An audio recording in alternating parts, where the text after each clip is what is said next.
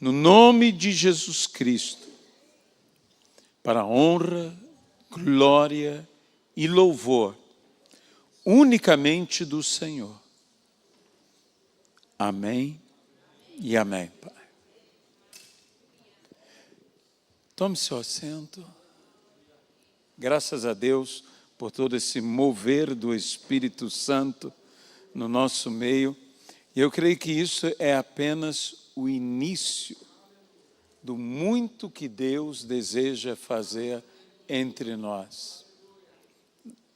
Realmente, quando eu conheci o pastor Hugo Weiss, um pequeno testemunho aqui, ele estava começando esse extraordinário mover na igreja do pastor Hugo.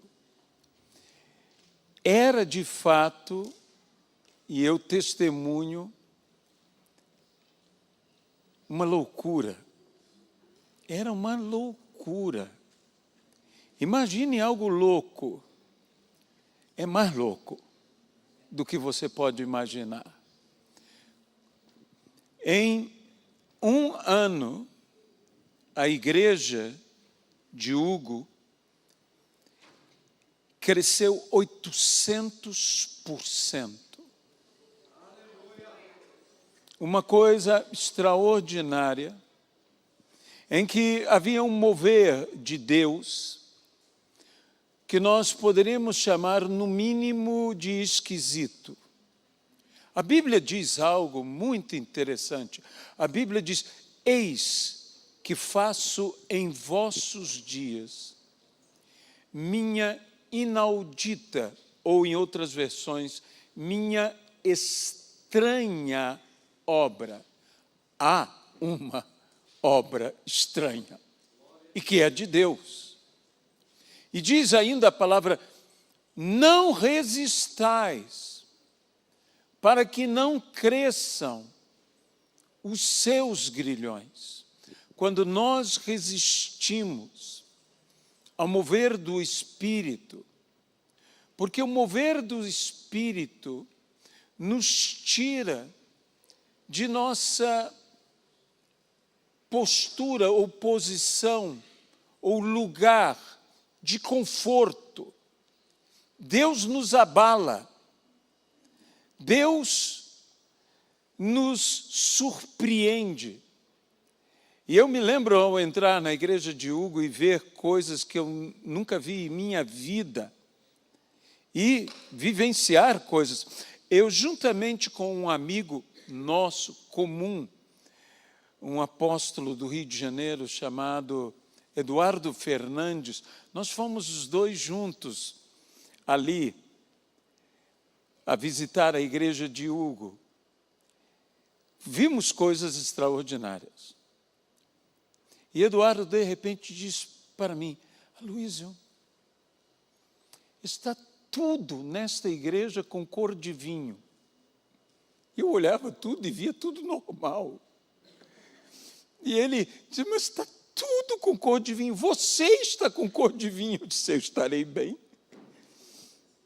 Quando nós chegamos no hotel onde nós estávamos, que o Hugo nos hospedou, ele estava de lente de contato. Quando ele tirou a lente de contato tinha assumido uma nova cor, tinha ficado com cor de vinho. Por isso ele estava vendo tudo com cor de vinho. Coisas assim, que alguém diria: mas que milagre estranho, para que isto? Pergunte a Deus, não pergunte a mim. Porque eu não consigo responder à estranha obra do Espírito Santo. Mas eu te digo o seguinte: Deus tem um projeto para essa igreja. E antes de passar a palavra, eu quero dizer isto. Quando eu senti no meu coração e compartilhei com o pastor Marcelo, ano passado, dizendo: você precisava trazer esse amigo meu, que se tornará amigo teu, porque eu conheço a Hugo, porque há algo que Deus deseja para o ministério de vocês. Há uma explosão que Deus está reservando para o ministério de vocês. Vocês estão para embarcar num novo mover, num comboio, num trem, como ele disse que ele teve um sonho. Vocês estão para entrar numa locomotiva que não poderá ser detida, que irá num caminho reto, fazendo a vontade de Deus. Algo de especial Deus tem para todos vocês. E é por isto que essa conferência, que fala de uma graça multiplicadora, também nos fala, o texto em questão foi o texto da multiplicação dos pães. Eu disse que esse é o único texto, o único milagre que é referido pelos 4 evangelhos. Mas há algo também interessantíssimo, que este é um milagre que não apenas acontece, este é um daqueles milagres que se repete.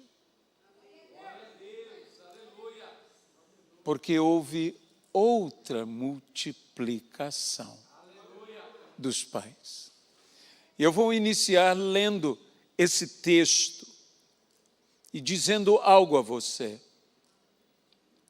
Aqui, no Evangelho de Mateus, no capítulo de número 15, no versículo de número 32, ao introduzir o texto que nos fala da segunda multiplicação dos pães e dos peixes, novamente pães e peixes, novamente uma multidão com fome, e dessa vez ainda com mais fome,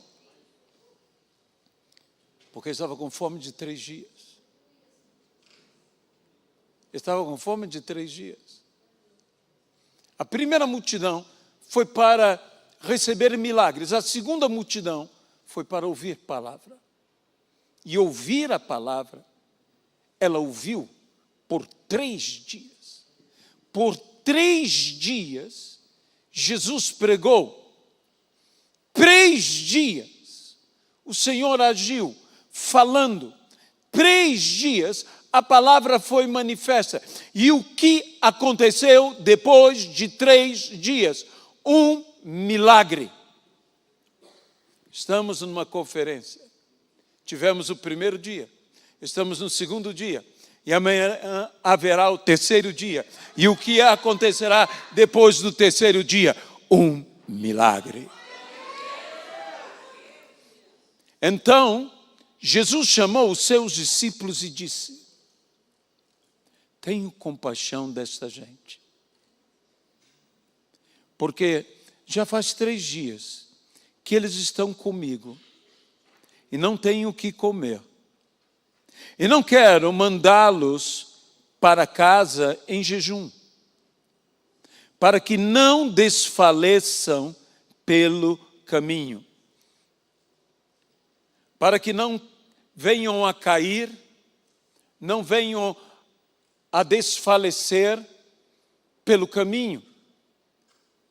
O Senhor não deixará ninguém ir sem um milagre que o sustente, sem um milagre que o alimente, sem um milagre que lhe conceda não cair, não desfalecer, não perder forças, não estar exaurido, exausto.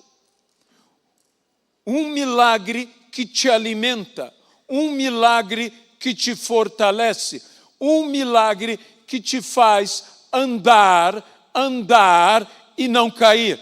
O profeta Elias viveu vários milagres de multiplicação, de alimentação, milagres relacionados com pães. O primeiro milagre relacionado com pão que houve na vida do profeta Elias foi aquele de ser sustentado por corvos, que traziam pão e carne diariamente ao profeta, e não lhe faltou comida. Mas a água que ele tomava, secou-se a fonte, secou-se o ribeiro. O profeta não se indigna. O profeta entende que quando o ribeiro seca, não é porque Deus o está castigando, é porque está se cumprindo a palavra que foi dada por intermédio dele. E então o profeta está pronto para outro milagre. Você está pronto para outro milagre? E Deus leva o profeta para a casa daquela viúva, com aquele órfão. E a viúva diz ao profeta: ah, meu senhor, a tua filha não tem senão um pouco de farinha, que faremos um pão. E eu e meu filho comeremos e morreremos. Como eu gosto da resposta do profeta. Não. Isso não foi grosseria.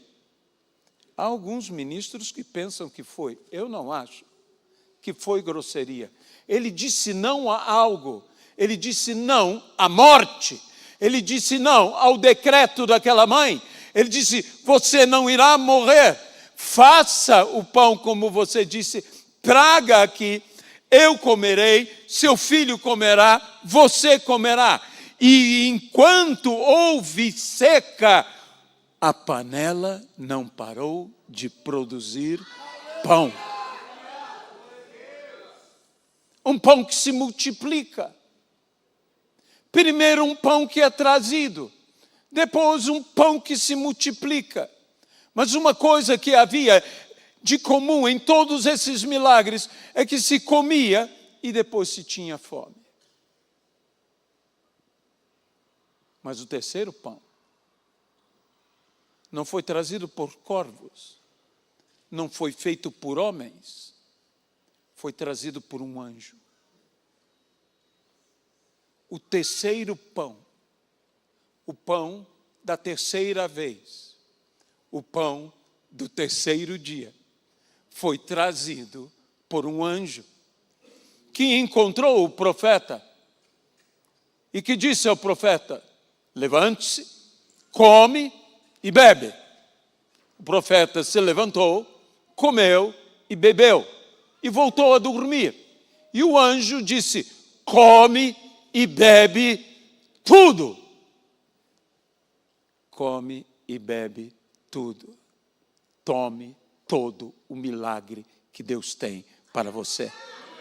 Não deixe um pedaço de fora. Tome tudo. E estranhamente, a Bíblia diz: na força daquele pão e daquela água, caminhou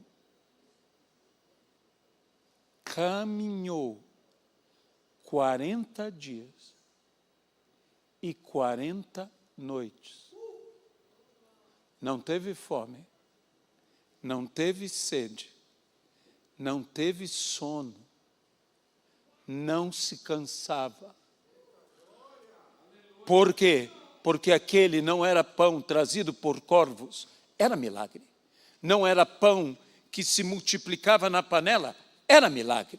Aquele era um milagre distinto, porque era pão trazido por anjos, era pão trazido dos céus. E Jesus disse: aquele que comer deste pão não mais terá fome, aquele que beber desta água não mais terá sede, porque eu sou o pão dos céus.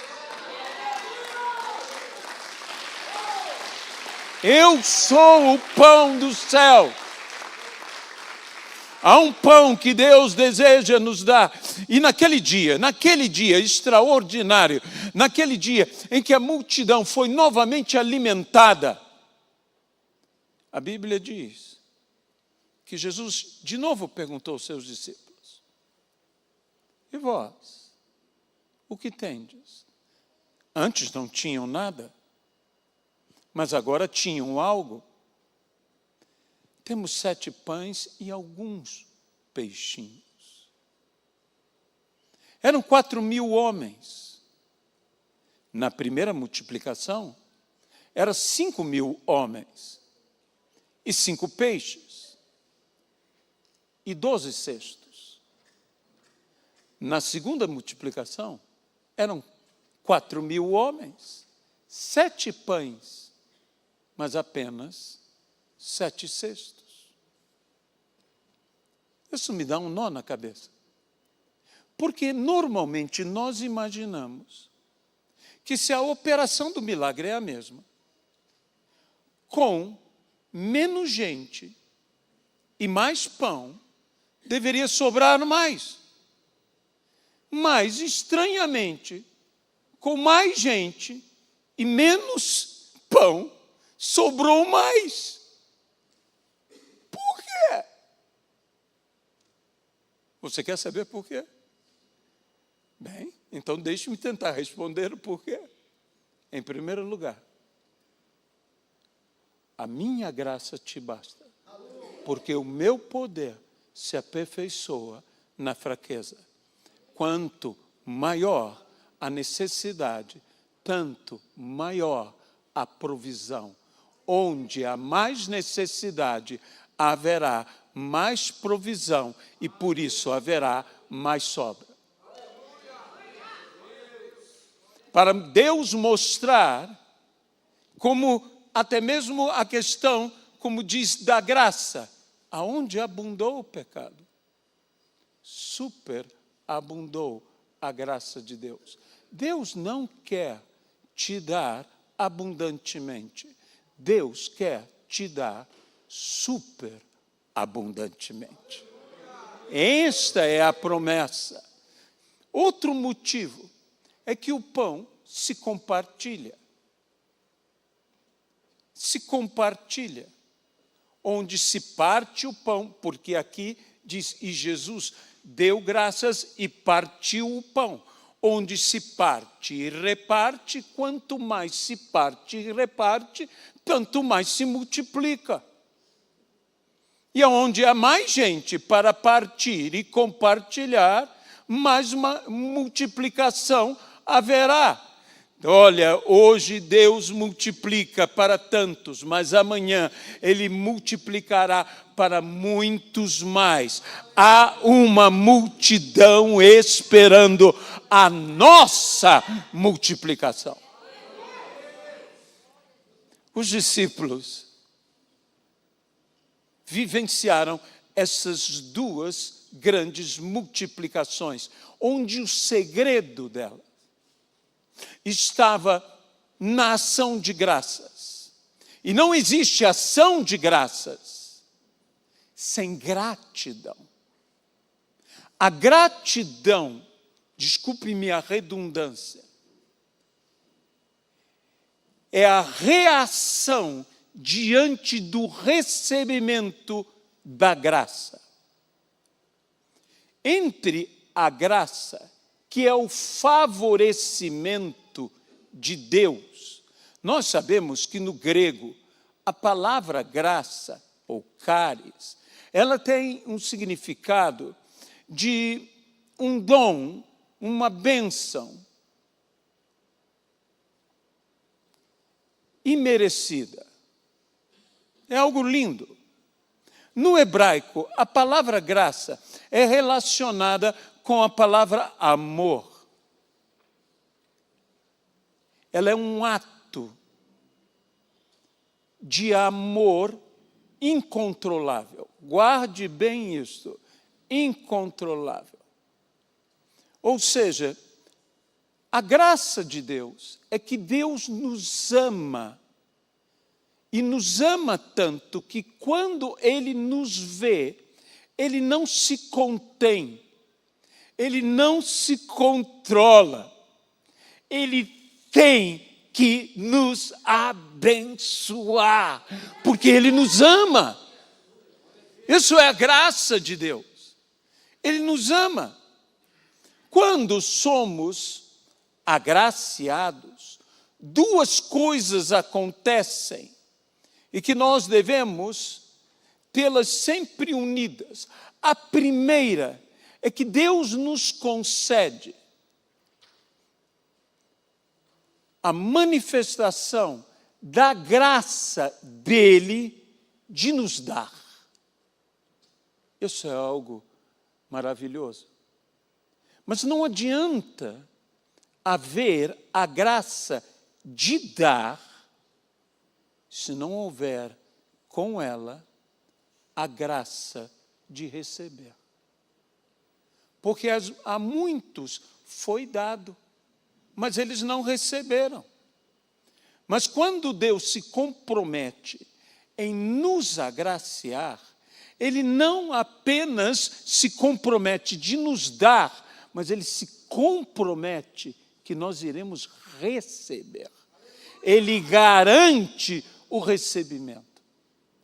E esse ciclo extraordinário, que a Bíblia diz que as águas voltam de onde vieram, que há um ciclo contínuo, para lá elas voltarão de alguma maneira. O que liga a graça de dar com a graça de receber? E a graça de receber com a graça de dar. A graça de agradecer. E isto vem de nós. A graça de agradecer. E quanto mais gratos fomos, quanto mais gratidão manifestarmos, mais haverá o mover da graça que se multiplica no nosso meio. Mas eu preciso ser grato. Ser grato. O grande doutor da igreja, Tomás de Aquino, dizia que a gratidão guarda 3 níveis. Existem 3 níveis de gratidão. O primeiro nível de gratidão é que eu reconheço. Eu reconheço que tenho que ser grato. Muita gente reconhece. E é um nível de gratidão. Mas nem todos são gratos, mesmo reconhecendo que deveriam ser gratos. Mas reconhecer gratidão já é uma manifestação de gratidão. Há um nível mais elevado de gratidão, que é o nível do sentimento. Eu não apenas reconheço que tenho que ser grato, eu sinto gratidão. A gratidão me move. Eu sinto gratidão. Que coisa maravilhosa é o sentimento de gratidão. Mas existe um nível ainda mais elevado. Bem mais elevado. Que é o nível do comprometimento. Tem muita gente que reconhece, tem muita gente que sente, mas quantos se comprometem? Eu sou grato. Eu estou comprometido. Você sabe que a nossa língua portuguesa, ela guarda uma expressão de gratidão, que eu não digo que é única, mas é praticamente exclusiva. Porque nós, quando queremos agradecer, nós usamos a expressão obrigado. Como eu gosto disso. Obrigado.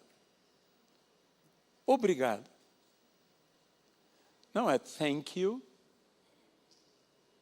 Não é gracias. Não é grazie. Mas é obrigado. Obrigado. Por mais forte que um Duncan Shine possa ser, obrigado é diferente. Porque obrigado, eu estou em obrigação para contigo. A gratidão me obriga. Sempre que eu estou diante de Deus, que eu tenho o sentimento não apenas de gratidão, mas na gratidão, o posicionamento de comprometimento. Algo extraordinário vai acontecer. Deixe-me ler com vocês um texto em que a palavra gratidão não está presente, mas bem poderia estar. E eu não quero cometer nenhuma heresia. Então, venha comigo a Epístola de Paulo aos Romanos, ao capítulo de número 13, e ao versículo de número 7. E eu lerei esse texto e depois explicarei por que a palavra gratidão, que eu sinto falta, não está presente aqui, mas bem poderia estar. Veja aqui. Paguem a todos o que lhes é devido. A quem tributo? Tributo. A quem imposto? Imposto. A quem respeito? Respeito. A quem honra? Honra. Não fiquem devendo nada a ninguém, exceto o amor de uns para com os outros. Que Deus abençoe a sua palavra. A quem tributo, tributo. A quem imposto, imposto. Tributo e imposto são coisas que nos são obrigatórias, nos são exigidas.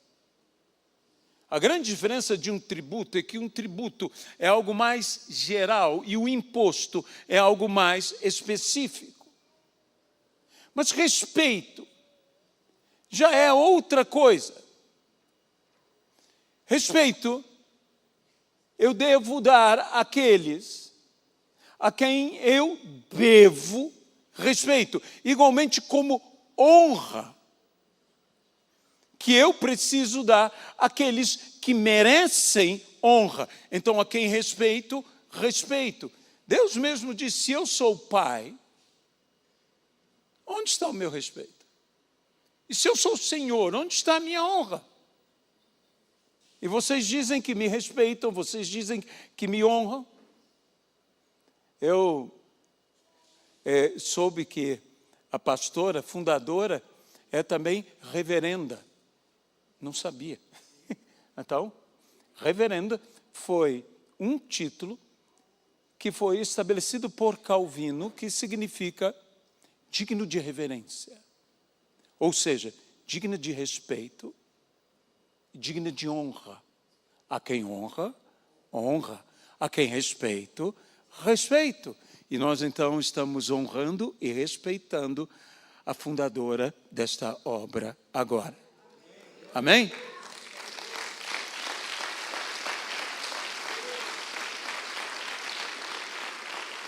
Mas eu sinto falta da gratidão. Por que não se fala de gratidão? Porque, veja aqui diz, dê a cada um o que lhe é devido. Num texto famoso sobre gratidão, algo aconteceu quando Jesus curou a 10 leprosos. E quando Jesus curou a 10 leprosos, Jesus disse aos 10 leprosos, vão e apresentem-se ao sacerdote e façam o que é devido. A oferta, que muitos diriam de gratidão, façam o que é devido. A oferta por terem sido limpos da lepra. Passado um tempo, volta um leproso para agradecer. E Jesus pergunta, onde estão os outros 9? Ele diz, não sei. Só eu voltei. Deixe-me explicar isso agora. Sabe o que é gratidão? Não é dar ou fazer o que é devido. É ir além do que é devido. Isso é gratidão. Gratidão, especialmente com Deus, mas também de homens para homens, é uma dívida impagável. Quem pode dizer amém a isso? Se você não tiver essa perspectiva, você simplesmente estará fazendo o que é devido, estará fazendo uma obrigação. A gratidão vai além de tudo isto. Ou então não é gratidão. Às vezes nós falamos, eu sou grato pela minha esposa. Nada mais natural. E eu digo a você, se eu digo que sou grato à minha esposa, é que eu digo a Deus, eu tenho uma dívida impagável para contigo, por ter me dado a esposa que eu tenho. Isto é gratidão. Seja por que pessoas for, seja por que coisa for. Gratidão é uma dívida impagável. Aquele homem que voltou, ouviu de Jesus uma palavra. Ele disse àquele homem, vai, a tua fé te salvou. Naquele dia, 10 leprosos foram até Jesus. E todos eles foram sanados, curados. Então todos ficaram sãos. Mas o único que voltou para sua casa são e salvo foi quem teve gratidão. E se você quer voltar são e salvo, tenha gratidão. Deus deseja nos abençoar de forma extraordinária, de forma inacreditável. Mas aonde Ele encontrará as pessoas que realmente manifestam o espírito de gratidão?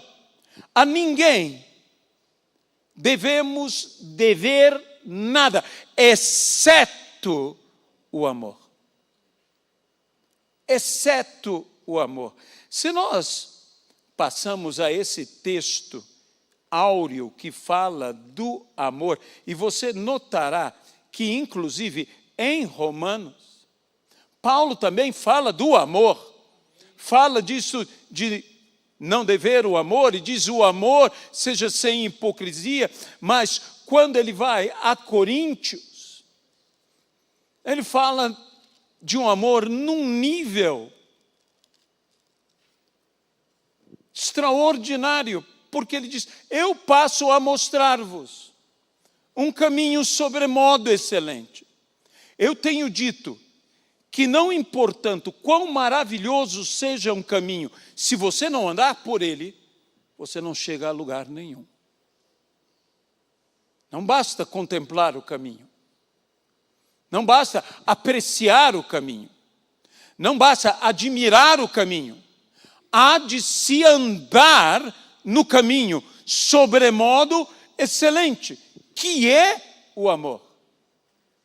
Mas as pessoas dizem, o amor acaba. Assim o mundo fala. Porém, aqui diz que o amor jamais acaba. O amor jamais acaba. E como um amor pode nunca acabar? Paulo diz, porque este amor tudo sofre, tudo crê, tudo espera, tudo suporta. E se você tem um amor como este, um amor que tudo sofre, um amor que tudo crê, um amor que tudo espera, um amor que tudo suporta, esse amor jamais acaba. Esse amor jamais termina. Porém, Jesus, falando sobre o amor, disse, mas nos últimos dias. Ele não disse que o amor acabará, porque o amor jamais acaba. Mas ele disse que o amor se esfriaria. E como resolver isto? Esquentando o amor. Esquentando o amor.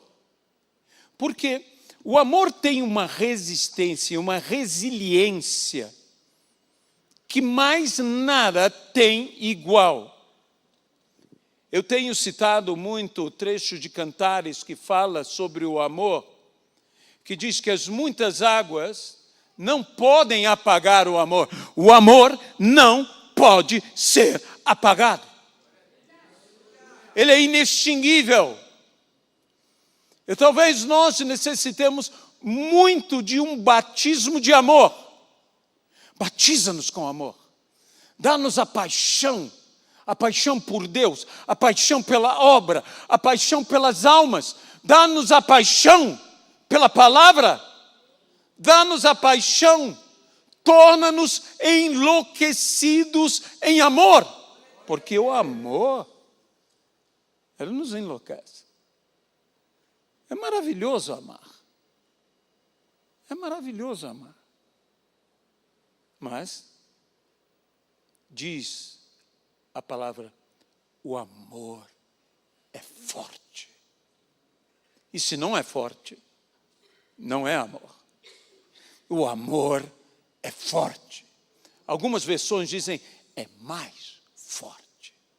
Mas forte do que o quê? Do que a morte. Esse forte, ou mais forte, é uma palavra hebraica muito interessante, que é a palavra as. Porque no hebraico há várias palavras para força. Mas essa não é qualquer força. Essa é uma força que se chama persistência. O amor insiste e persiste e nunca desiste. Esse é o amor. Não existe nada que insista e persista e nunca desista como a morte. Dê uma chance à morte que ela se apresenta. Ela é desse jeito. Se você facilitar, a morte aparece. Mas o amor é mais presente, é mais insistente, é mais forte que a própria morte. Aleluia! Aleluia!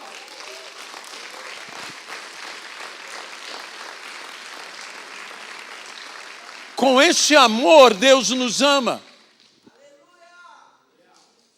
Mas é com este amor que também nós temos que amar. Nós não podemos ter qualquer amor. Há situações que são difíceis. Principalmente, Cantares fala isso, fala sobre um casal. Eu sei que é uma das coisas que me chama a atenção, é a necessidade que mulheres, que as esposas, têm de ouvir que são amadas, porque Deus as criou assim. Se você não gosta, discute com Deus, porque Ele criou a mulher assim. A mulher sempre está perguntando, e é uma pergunta que todo homem treme. Você me ama?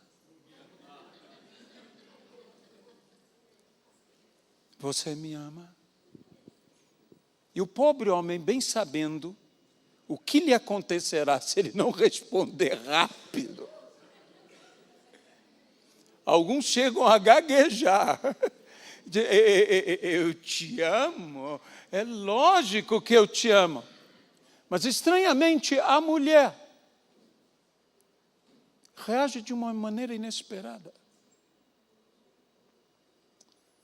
Algumas delas franzem a testa, dão o olhar. Você conhece o olhar? Só mulher sabe, faz isso desde criancinha. Minha neta já tem o olhar. Quando eu falo alguma coisa que ela não concorda, ela me olha assim. Parece que nasce com elas. Dão um olhar, mexem a cabeça. Se querem dizer sim, mexem não. Se querem dizer não, mexem sim. Só para confundir a gente. Só para confundir a gente. Botam a mão na cintura.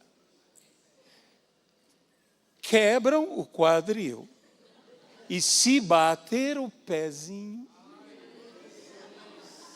Terceira Guerra Mundial. E dizem, não vale. Dizem, mas por que não vale? Porque você só está falando porque eu pedi. Se correr ou se ficar, dá no mesmo. Qual é a solução? Faça o que a Bíblia diz. A mulher virtuosa. Então, seja uma mulher virtuosa. É louvada pelo seu marido e pelos seus filhos, desde antemanhã. Não espere ela pedir.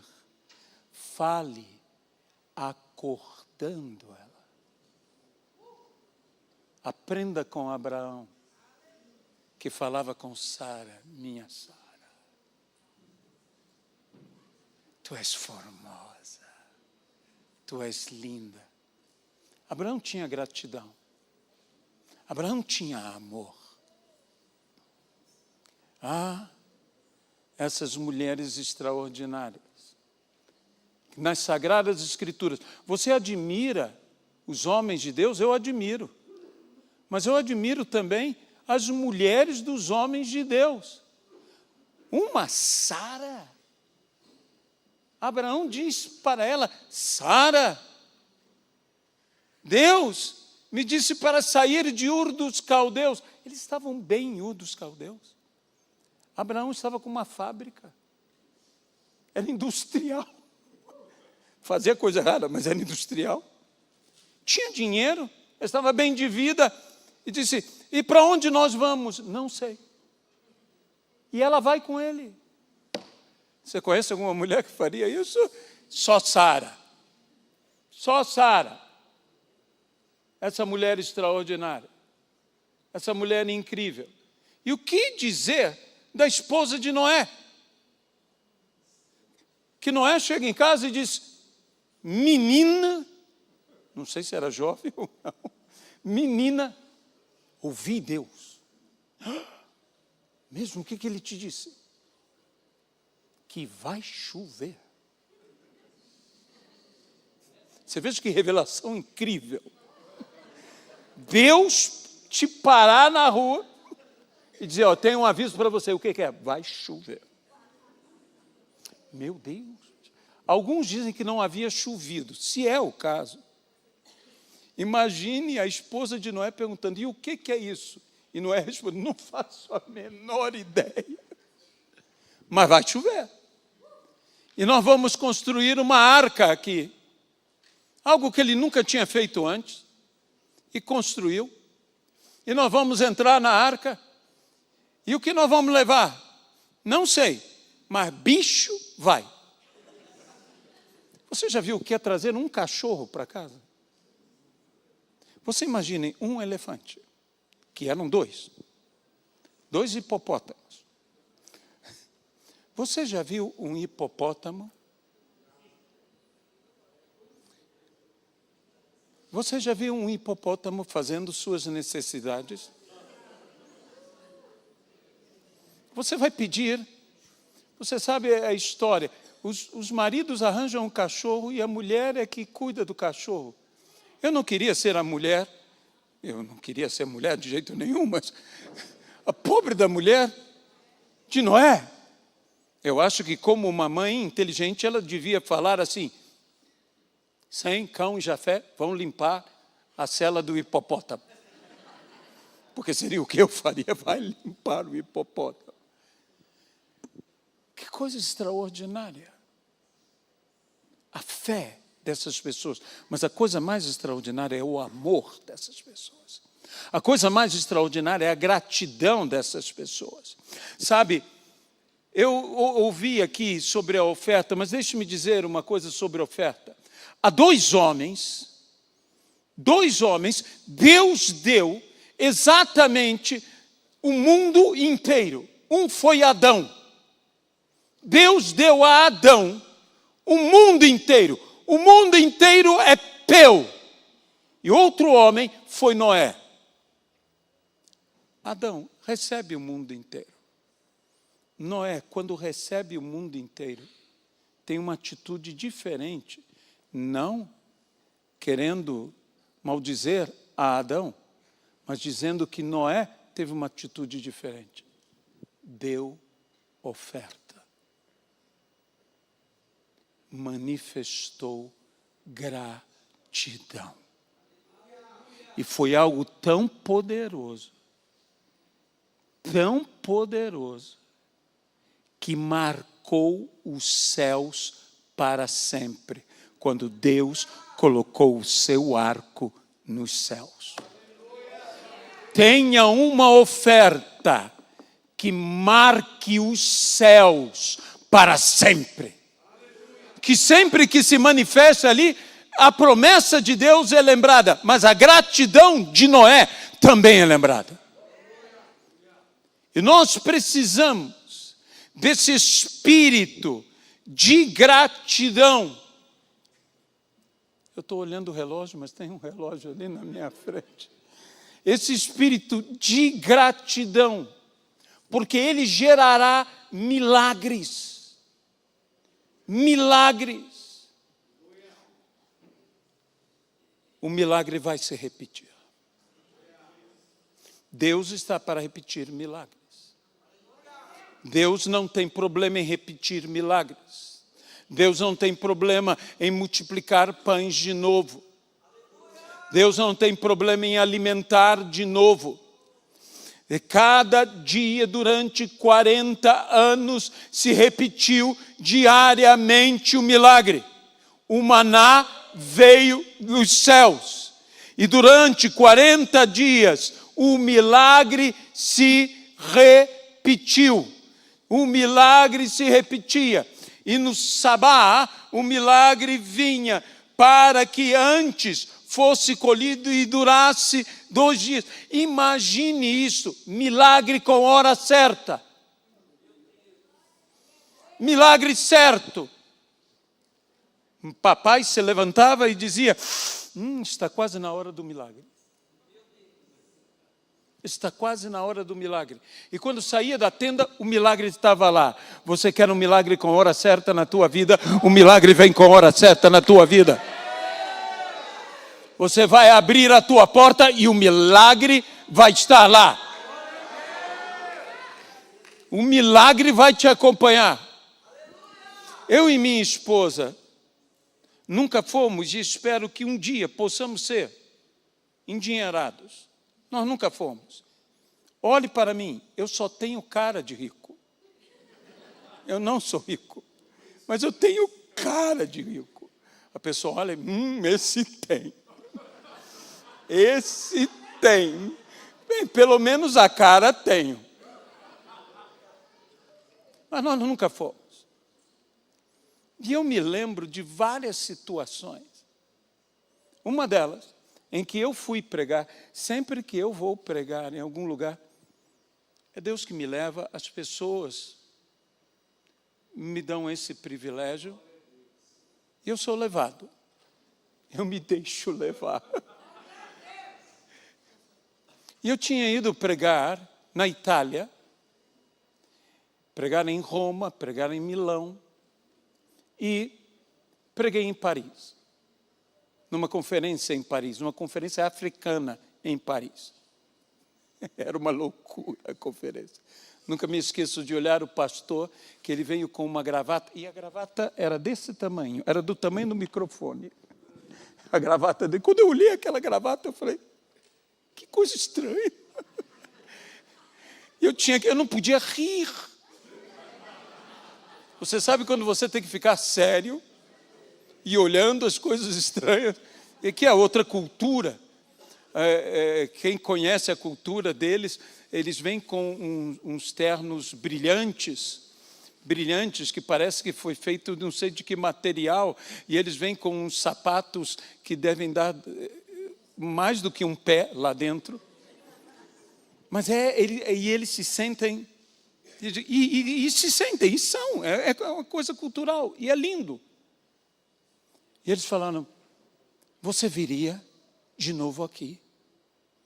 Eu disse, sim. Venho. Prepararam uma conferência, e eu estou voltando para casa e disse, Senhor, eu vou próximo ano para Paris. É Paris. Não fique zangado comigo, dá para eu levar minha esposa? Porque comigo eu tenho que pedir. Pedir dá se usar, mas eu tenho que pedir. Eu cheguei em casa. Antes de falar com minha esposa, já haviam comprado as nossas passagens. Rio, Roma, Espanha,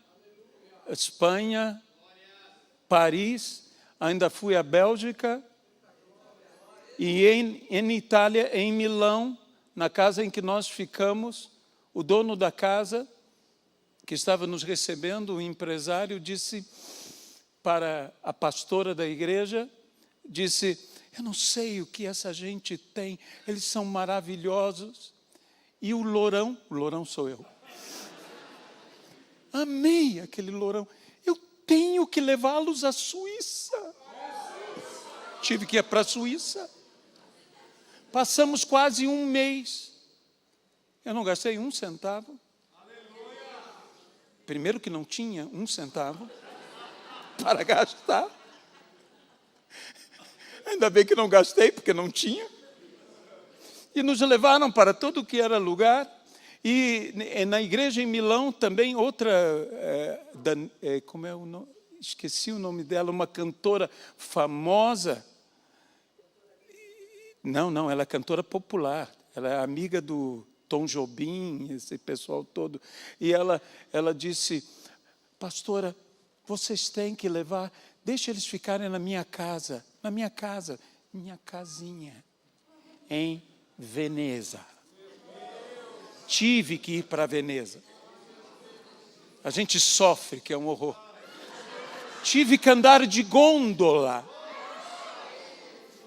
Quase que eu cantou Sole Mio. Então, cantou. Então, nós estávamos lá, todos nós. E um amigo meu, Haroldo Kuzman, que é amigo de Hugo também, lá de Blumenau, ele vai receber Hugo depois. Meu amigo viajou comigo. E no final da viagem ele disse, Aloysio, viajar com você é maravilhoso. Eu disse, por quê? As pessoas pagam tudo para nós. Você chega onde você não imagina que vai. Conhece coisas extraordinárias. Eu disse, sabe, Haroldo, qual é o segredo? Disse, qual é? A culpa é dele. A culpa é dele. Como eu não vou ser grato? A gratidão te abre a porta para o sobrenatural. Nós precisamos manifestar gratidão. E gratidão não é dar a Deus o que é devido. Não é dar aos homens o que é devido. É ir além. E não importando o quanto eu dê, ainda não dei o suficiente. Continuo em dívida. Continuo em dívida nos meus louvores. Continuo em dívida na minha adoração. Continuo em dívida no meu sentimento, no meu comprometimento. Eu tenho pedido a Deus que Deus nos dê igrejas em que o povo seja grato. Não só a Deus, mas a liderança. uma liderança grata pelo povo, um povo grato pela liderança. O apóstolo Paulo, falando a Filemão, ele diz: tu sabes que tu deves até a tua própria vida a mim. Como não ter gratidão? Como não ter gratidão? Eu me lembro do meu pastor, que já está na glória. Eu me lembro dele com gratidão. Eu louvo a Deus todos os dias, que eu sempre falo: Senhor, obrigado pelo pastor que o Senhor me deu. Eu amo e amei ao meu pastor de todo o meu coração, porque eu tinha gratidão por ele. Ame aos seus pastores, não só os presentes, mas os que já foram. Aleluia, glória a Deus. Seja grato. Seja grato e o sobrenatural vai se manifestar. Como não se manifestar? No ambiente de gratidão, porque o ambiente de gratidão é um ambiente de graça. E onde a graça impera, Deus está presente. Deus está presente. E nós precisamos voltar a tudo isto. Nós precisamos, como igreja, retornar a esses princípios. Ter gratidão. Como você entrou aqui? Só Deus o sabe. Eu não sei das suas lutas. Eu não sei como você entrou, salvo se Deus me revelasse. Que eu creio em revelação. Creio em revelação. Mas eu quero dizer uma coisa para você. Embora eu não saiba como você entrou, eu sei como é que você vai sair. Porque você vai sair daqui abençoado. Com todo respeito. Crendo ou não crendo, não me importa. Respeitosamente. A tua incredulidade. Não estou dizendo que você é incrédulo. Mas se você crê ou não crê que vai ser abençoado, desculpe, eu vou te amaldiçoar com uma bênção. Você não tem chance. Você vai sair daqui abençoado de qualquer jeito. E não estou falando isso para ganhar a tua atenção ou a tua simpatia.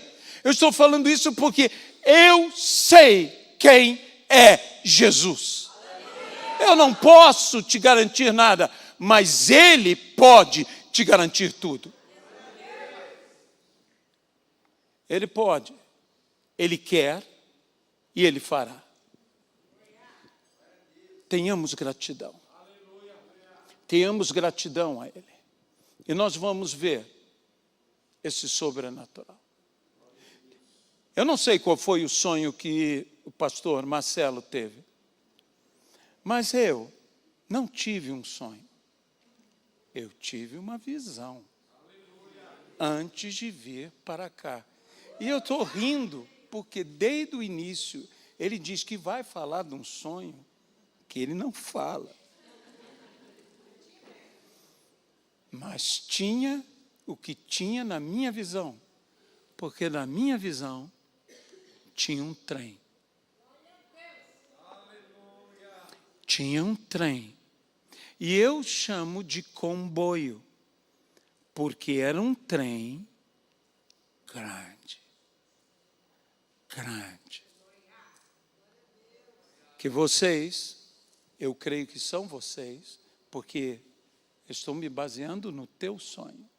E já que eu tive a visão, fica você com o sonho, que eu fico com a visão. Porque os velhos sonharão, mas os jovens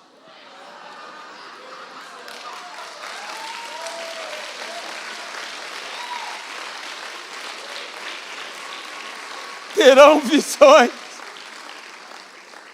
Mas tanto a visão do jovem quanto o sonho do velho, que ele é mais jovem que eu, vem do Senhor.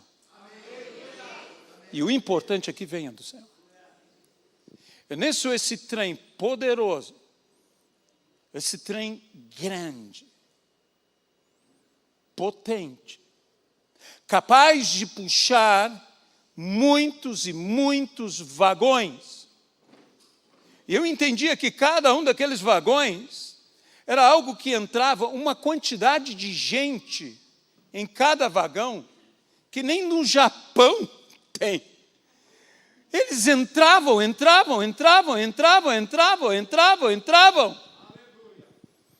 E aquele trem começava a se mover. E o trem ganhava velocidade. Eu creio que Deus está preparando o ambiente para as multidões que entrarão. E algo de extraordinário. E como a minha visão era só esta, eu não vou além da visão. Eu creio de todo o meu coração que Deus está preparando multidões. Porque essa graça é uma graça que multiplica. Por isto, vamos ser gratos. E quem é grato é comprometido. Amém? Fique de pé, porque eu quero orar com você.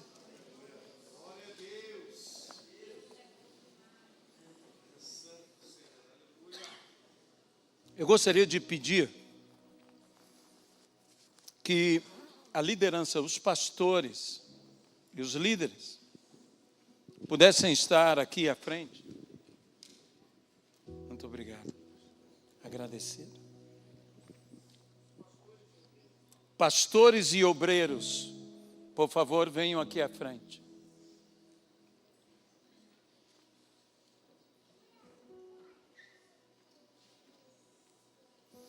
E se eu gostaria de pedir que posso te chamar de matriarca? Matriarca, já tem tantos nomes, deixa-me colocar mais que a matriarca, que ela possa estar